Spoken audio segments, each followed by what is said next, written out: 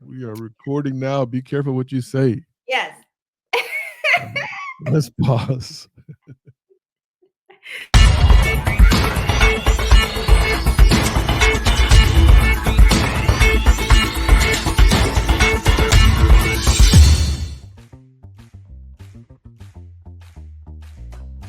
You see that? You see those little pictures dancing with the groove? We are back. Another edition of Laugh, London, Eat, Voces Latina with my hermani. No. I'm going to say something funny, but it's not funny now. With my buddy, Dalila Ramos. It's Taco Tuesday. How you doing, D?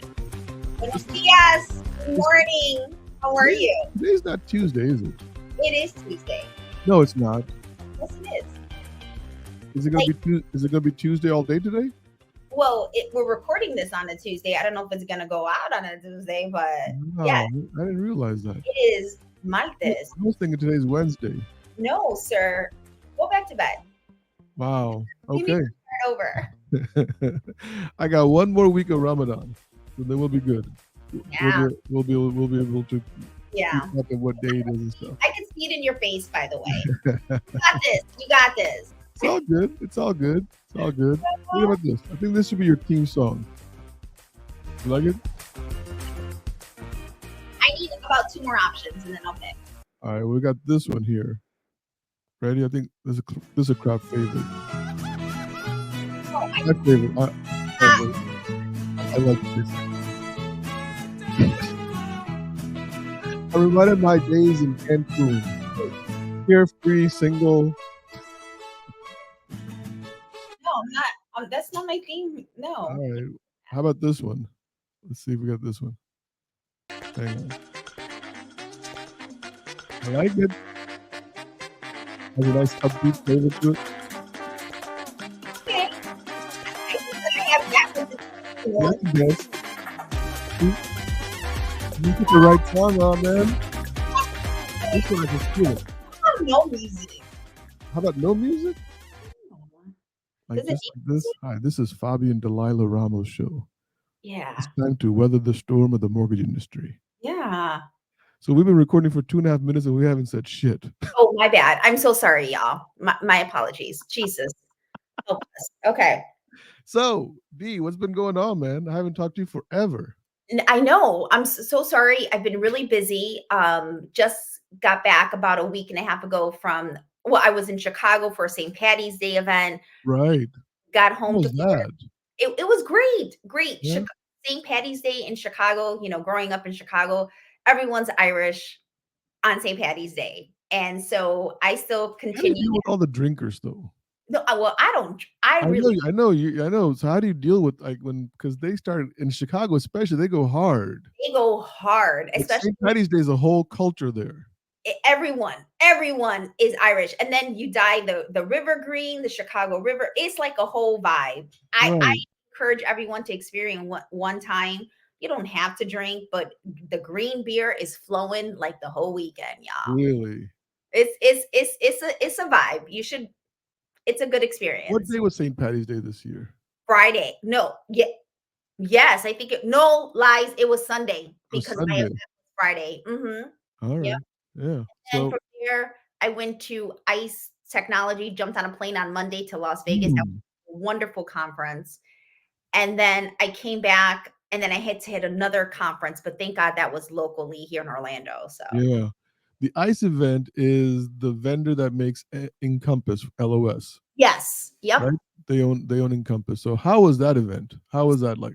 That is a great event because I do a lot of my partnerships and my clients are vendors, right? Technology. I'm big on that.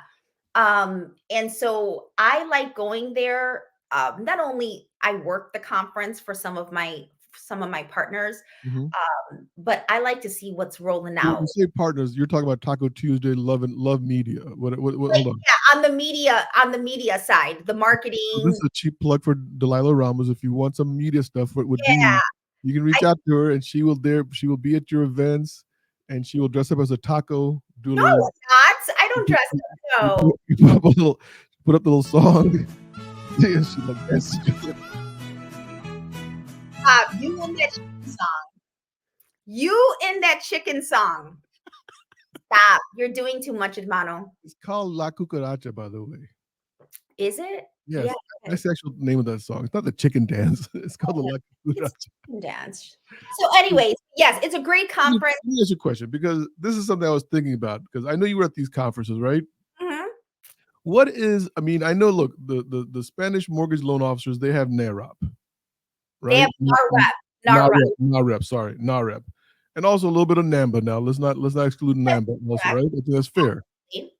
How is the attendance of the Spanish speaking mortgage professionals as like an event like ICE that's kind of agnostic to anything? So there's none. There's none. None. So I will tell you from if you look at it from a DEI stance, um there's no there's barely no women presence, to be honest. It's a lack of women. It's getting better. Mhm.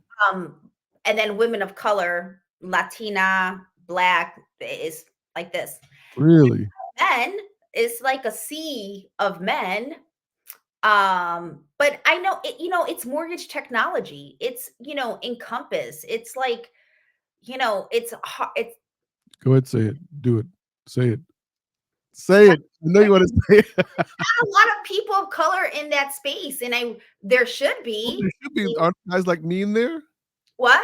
Aren't guys like that look like me Oh in the yeah, come yeah, on, now, we're representing. yeah. Y'all do. Men. There's a lot of men and men of color, but when it comes from a female, Right. like I think myself, and I saw only one other Latina there, and that Really? her name is Amanda. Let Yep, me and ask that you was a it. question. Does that mean that the fintech section of our industry is it fintech? I guess we can call it fintech, Yeah, sure. yeah. Technology section of our industry. Does it need better representation so that it can Oh, understand the abs needs of the Spanish mortgage professional? I mean, yeah, absolutely. It really does because the client, the borrower, the homeowner is changing. Like that whole demographic is changing, right? Yeah. I mean, the largest group that's buying home now is the millennial. Right. They Right. are an array of everything. And a Mhm. lot of blended families too. A lot of blended families, a lot of what I call the sandwich generation, Mhm. where they have kids at home and then they're still taking care of their parents, even Yeah. their grandparents, right? You have a lot of that going on. Yeah. So I mean, I guess with Encompass, and we can talk about Encompass because you're very familiar with Encompass. I know that from our experience a few weeks ago. I saw you dabble in Encompass. Can't talk about it, but so they do like I think they do a Spanish LOS or Spanish disclosures. I know Simple Nexus, which is Encino now. They do And Spanish disclosures. they do, Is and that enough to represent, or is there more? it's a start.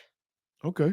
It's a start because that requires, remember, this is language, right? This is Mhm. like documentation, legal documentation. I mean, typically in a purchase, there's an attorney on both sides. When you're purchasing, selling, it's challenging. It could become expensive, but it is definitely something we need to explore because again, the demographic of the borrower is completely changing, and Mhm. it includes language. And it's not only Espanol; it's also Creole. Like here in Central Florida, Creole is huge.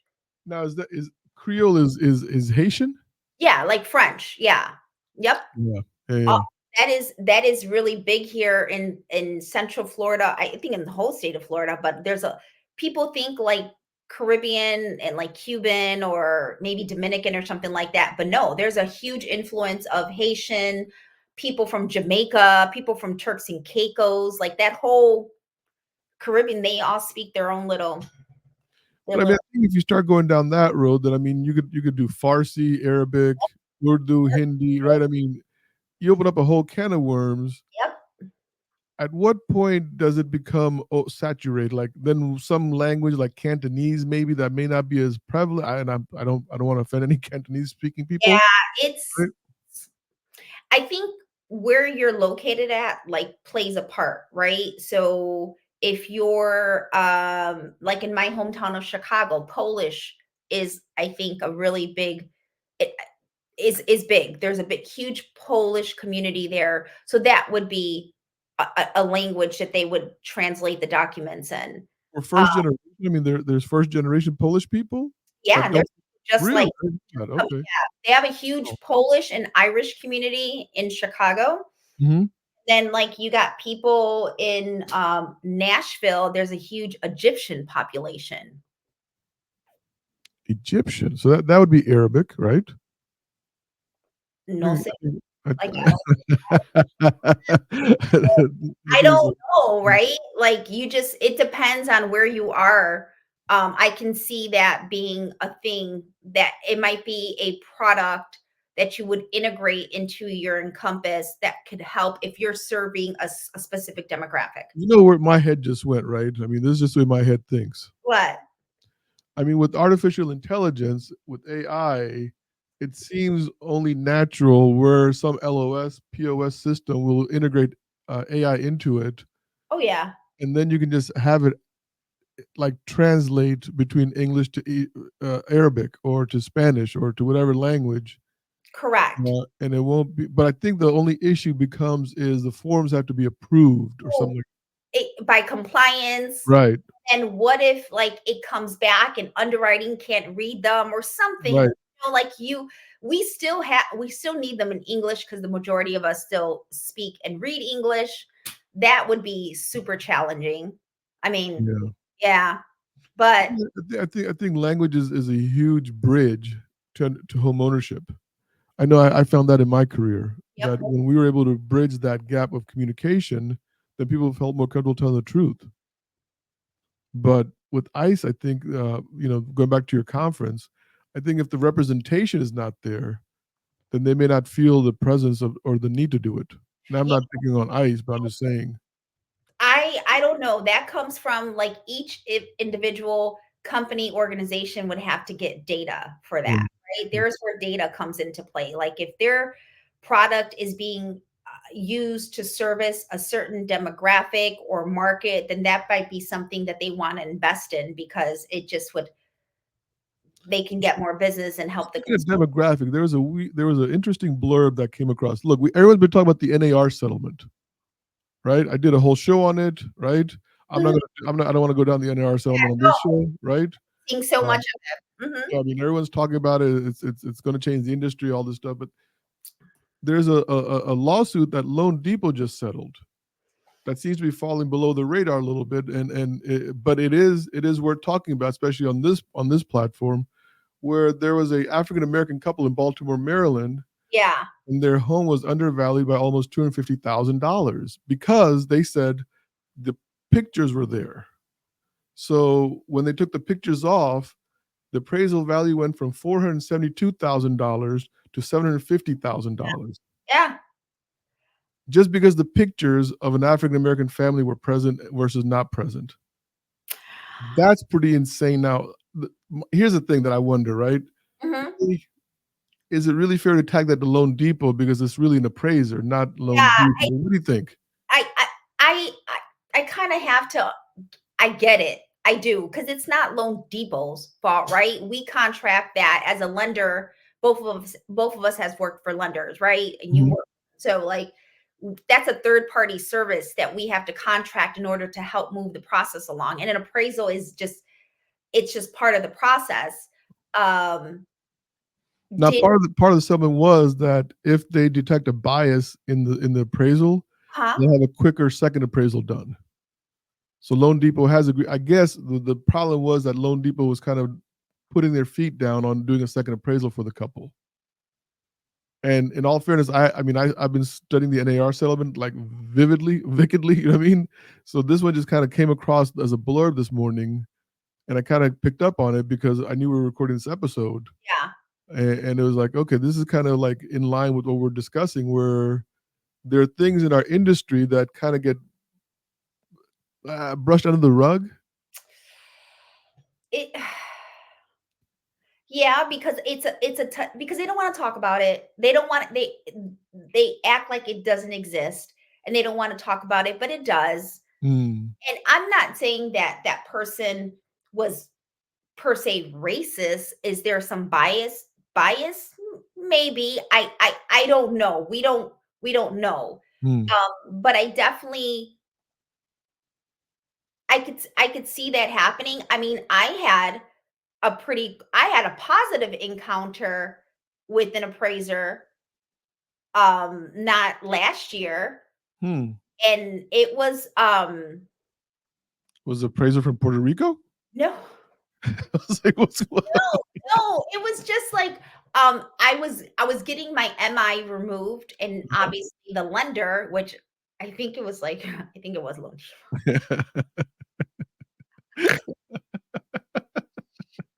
That's fine. Oh Lord. But no, in my case, it worked. But he came in, and I live in Florida, right? I live Mhm. in Florida. You live in Florida. Florida's a quality of life state, is what I like to call it, right? We are Right? very, it's typically a conservative state, right? And so I live a conservative life. And so I remember I had a nativity scene in my house out because it was like, Christmas time. And he's like, oh, you're a person of faith. And I'm like, yes, I love Jesus. And then, he was like, I love Jesus too. And then that's it. My MI got removed. All right. The end. So I think Loan Depot is going to be paying about $3.5 million to settle this. So it's a very small amount compared It to is. the AR That's settlement, in right? a nickel. That's nothing to them. That's Yeah. nothing to them. Let's be honest. But do I like blame them? I really don't. Like I said, that's third party. I mean, I don't know, hermano. I Yeah, I really mean, unfortunately, I don't have enough. I didn't have enough time to get into this, but I wanted to talk about it because it's interesting. Because recently, another there was a and I can't and I don't know. I remember the details. I'm not going to talk about the details, but I had heard of some other situation where there was an appraiser that already had made up their mind of the value after talking to the borrower on the phone. It was ooh, really weird. that is different. Yeah, That's weird. And again, we don't know what's going through that person's head. We rely on a human person yeah. to make this decision of value of your property based on, I mean, I don't know how they could do it based on just over the phone. I can understand if they do a drive by and see the comps or something like that, but over the phone, Mhm. that's harsh. That is Yeah. harsh. It gets really crazy sometimes because they hear certain accents Yep. and they start making judgments based on the accent of the voice and that kind of stuff. And And and there is an extreme lack of diversity among the appraiser community as a whole. Like it's just not a industry that people of color are in. And that's yeah, from Middle Eastern to Black to Latino, you just don't see it. that is interesting. That Yeah, is it. I think. Oh, by the way, I mean, in my opinion, I think appraisers are. I know they've been minimized to almost nothing because of the AVNs and that kind of stuff. So it is really interesting to see where all the appraisals are going to end up going in the next few years yep. because the database is there of the house values. And so I do think when you have such an egregious case like this Baltimore couple, where it's a $250,000 deviation from the value, it's an easy find. So I'm surprised that Loan Depot kind of put their feet in the ground and said, no, this is the value. We're going to stick with it. That's surprising to me that they. I, I would have just said, "Hey, I'll send somebody else out." Like that would have been to me the answer. Think you would have done that because of that you're already kind of in that demographic where if someone makes that phone call to you, you're more understanding to it. Well, yeah, absolutely Mm, I would have. right. I mean, I think that's a big difference. I think once again back to your DEI comment in case people don't understand what that means, right? Diversity, equity, and inclusion. Right. My bad. Yes, Sorry. man, I knew what you meant, but you said that, and I was like, "Okay," but back to that, I mean, Yeah. there's more training, there's more requirement, there's more presence needed. As the percentages of home ownership increases in those communities, then the representation needs to be adequate. And nowadays, you can tell, like, you can tell by the eye what someone is right away. Like, Mm. it's you can tell. You don't know if this person. So with my AC/DC shirt on, what do I look like? Come on. No, hermano, you still look of brown homey descent. No, Brown homie descent. you like that? Yeah, I'm gonna put on next time someone asks me my race, I'm brown homie descent. That's what, yeah. BHD. Brown homie descent. Oh my God, you never know what you're gonna get with us. Brown homey I descent. like Like, it, man. I like you that. know, Little and it's just one of those, it's just one of those things. I I don't see it like that. I yeah. don't get it. That's not like how my mind works, but it does for some people. But when you're at like let's go back to the ice event real quick. But when you're at that ice event, 'cause I remember you talked about this in one of the episodes where your son asked you, "Mom, you work with all these guys, Mhm. Yeah. right?"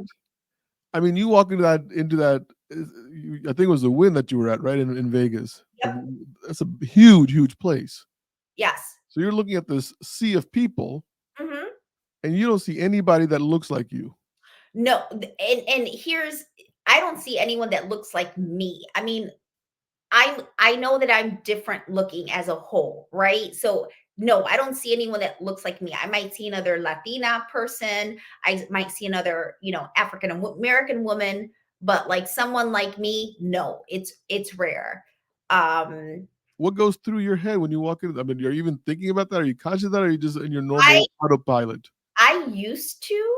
I used to, but now because of my visibility and presence within the industry, I've become a little bit more confident, but it also encourages me because I know that I'm representation for so many people. And Mm, now it becomes like a passion of mine that I have to be at these events. I have to be representing um these demographics, these large groups of people, whether it be people from single mothers, whether it be Latina women, African American women, whether it be um entrepreneurs. mhm, mhm.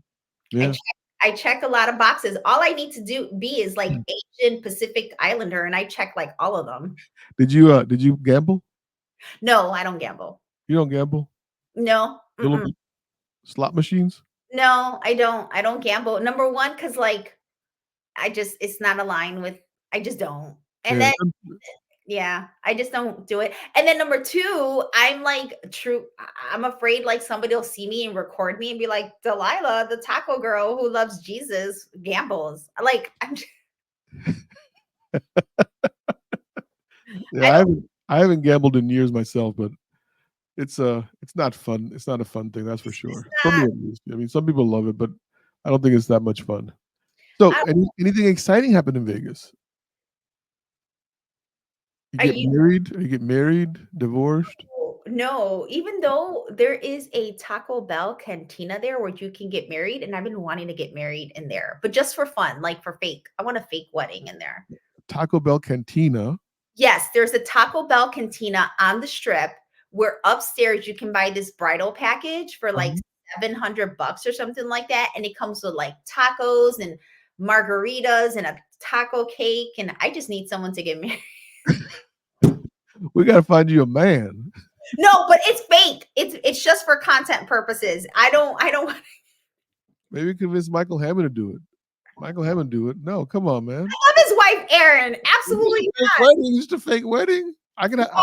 I'm allowed No, 4 I'll wives. I'm allowed 4 wives. I'll do it. I'll do it. hire somebody. I'll hire somebody like there's a lot of like actors and stuff just for Just for content creation. just for content creation. I'll be like, "Sir, you can leave now." You can leave now, but now you don't have half of everything I own. So speaking of owning half of everything, you brought up something interesting in our pre-production talk. right? See how these things just kind of work in? It's kind of crazy, right? Mano, ay Dios mío. So divorce, right? Now, if you get married at this taco cantina, Yeah, it's a legal marriage, I would imagine. it is. You have Whether to in your mind it's fake or not, but it would be real. yeah, you have to come in with a marriage certificate and everything, so Then you'd have to get divorced right away. well, I'm not doing that. I just I'm wanna just saying, let's okay, okay, work with okay. me here, right? So then you had to get divorced. But let's say the guy that you just married for fun says, "No, I'm not getting divorced because I can't afford my own house." Uh-huh. Right? I mean, would that freak you out? Well, no, not me, because like, I handle business.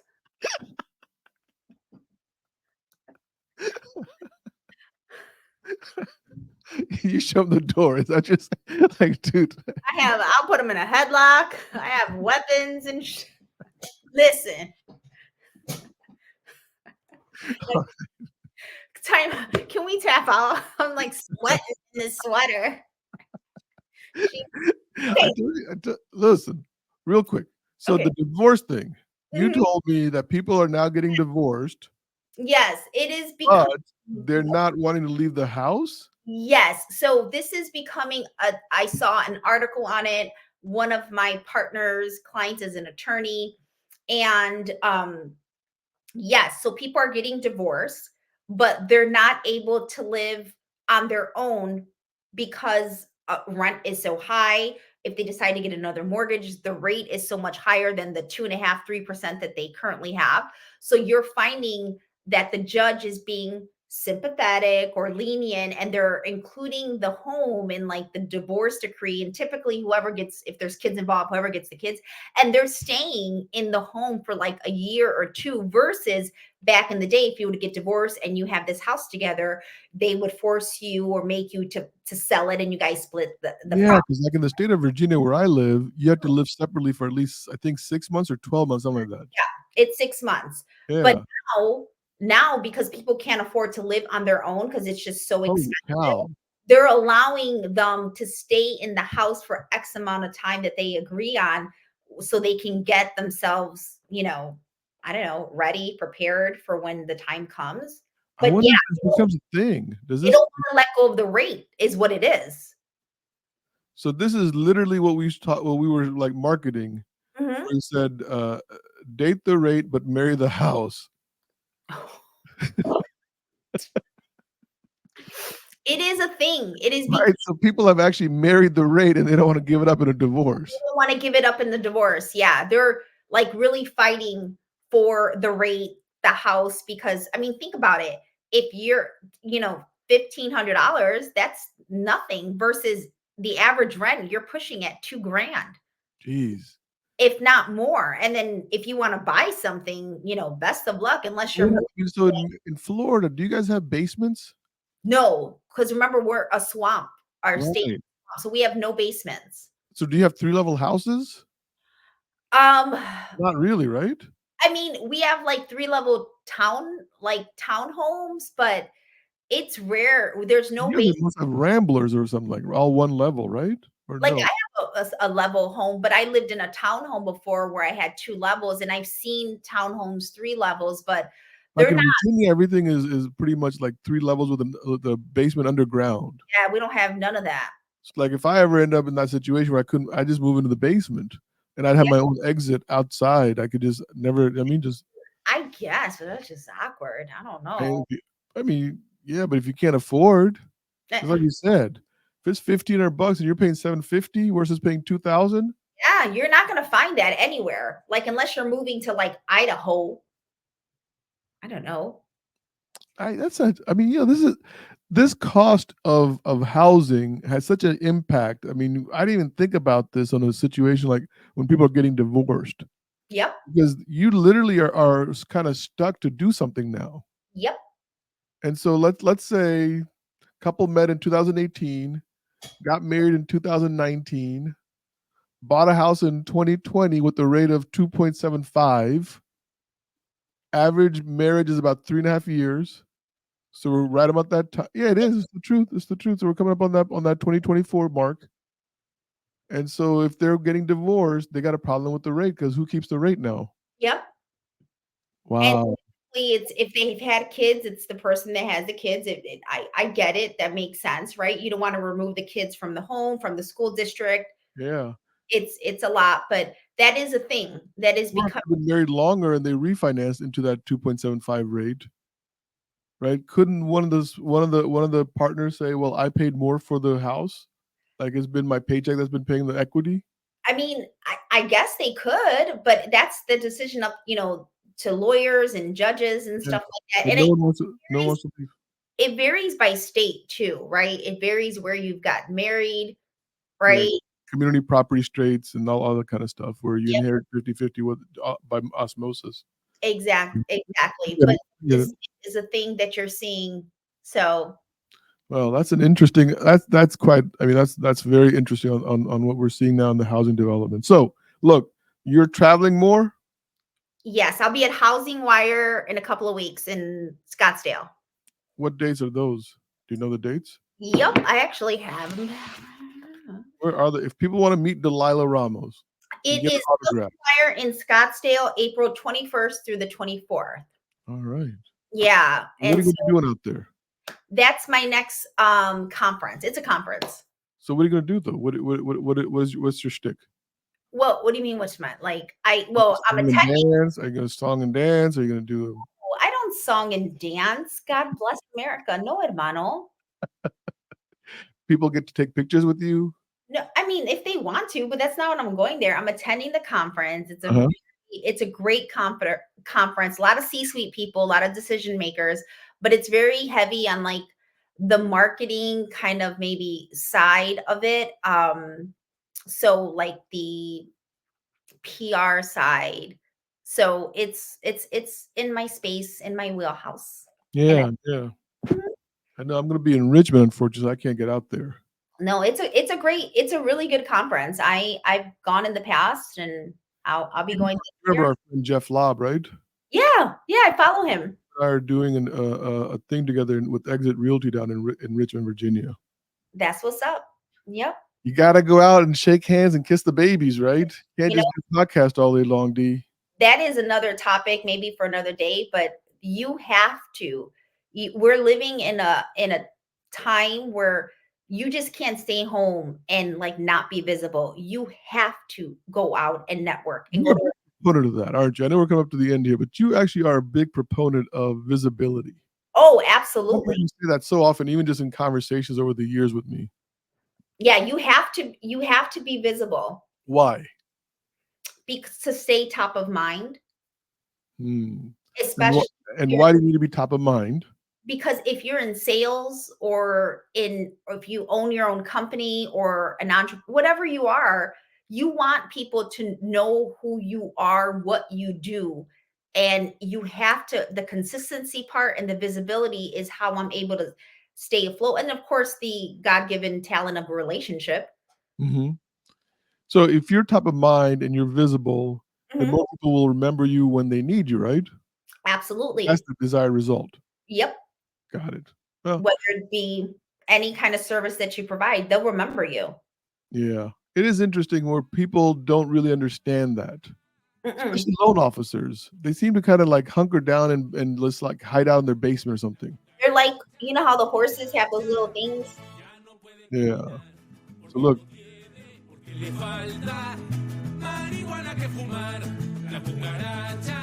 la cucaracha. I wanna hear that. No, you're, I'm not. You're not in charge of the music anymore. I'm not in charge of music? You're not. I'm gonna change. I'm gonna be in charge. That makes me sad. You're not in charge, hermano. That made me sad. Yeah, you're not in charge. You're not the DJ. All right, all right. Well, I'm not gonna get my day job to become a DJ. That's for sure. All right. Well, look, this is a good talk. I'm sorry my energy level's low. I'm trying to conserve my energy level for the next few hours. Yeah. And we will get to the other episode. But I wish you safe travels. Love hanging out with you. I can't wait till we get to meet up again. Yes, I'll be seeing you soon. And thank you, everyone. Te quiero, hermano. And And if they want to get a hold of you, D, how do they do it? okay, on LinkedIn, all my content information is there. And then loveandtacosmedia.com. And the and is Loveandtacosmedia.com. yep. Loveandtacosmedia. I like that. Man, that's clever.